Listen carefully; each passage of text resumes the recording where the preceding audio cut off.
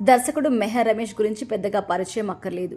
నటుడిగా కెరీర్ మొదలుపెట్టిన మెహర్ రమేష్ తర్వాత అసిస్టెంట్ డైరెక్టర్గా మారారు. ఇక రెబల్ స్టార్ ప్రభాస్ మెహర్ రమేష్కి దర్శకుడుగా తొలి అవకాశం ఇచ్చారు. తమిళంలో బ్లాక్ బాస్టర్ హిట్ అయిన బిల్లా సినిమాని తెలుగులో దర్శకత్వం వహించారు మెహర్. తమిళంలో ఈ సినిమాతో అజిత్ హీరోగా నటించగా తెలుగులో ప్రభాస్ నటించారు. మెహర్ రమేష్ దర్శకత్వం వహించిన ఈ సినిమా బాక్సాఫీస్ వద్ద యావరేజ్గా నిలిచింది. ప్రభాస్ను స్టైలిష్గా చూపించడంలో మెహర్ రమేష్ సక్సెస్ అయ్యారు. దీంతో వెంటనే జూనియర్ ఎన్టీఆర్తో కంత్రీ సినిమా చేశారు. అయితే ఈ సినిమా ఫ్లాప్ అయినప్పటికీ మెహర్ రమేష్పై నమ్మకంతో ఎన్టీఆర్ ఆయనకి మరో అవకాశం ఇచ్చారు. వీరిద్దరి కాంబినేషన్లో వచ్చిన రెండో సినిమానే శక్తి. ఈ సినిమా గురించి ఎంత తక్కువ మాట్లాడుకుంటే అంత మంచిది. ఎన్టీఆర్ కెరియర్లో భారీ డిజాస్టర్ ఈ మూవీ.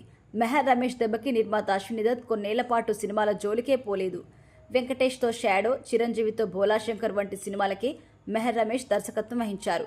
ముఖ్యంగా భోలాశంకర్ సినిమాతో అయితే మెహర్ రమేష్ భారీ ట్రోలింగ్కి గురయ్యారు. దీంతో అతనితో ఏ హీరో కూడా సినిమాలు తీయాలనే సాహసం చేయడం లేదు.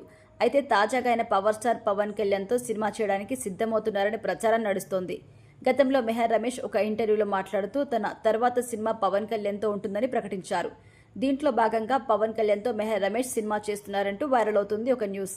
అయితే దీనిపై పవన్ ఫ్యాన్స్ ఫైర్ అవుతున్నారు. మెహర్ రమేష్తో సినిమా చేస్తే మా హీరో ఫ్యూచర్ ఏంటని ఫ్యాన్స్ ప్రశ్నిస్తున్నారు.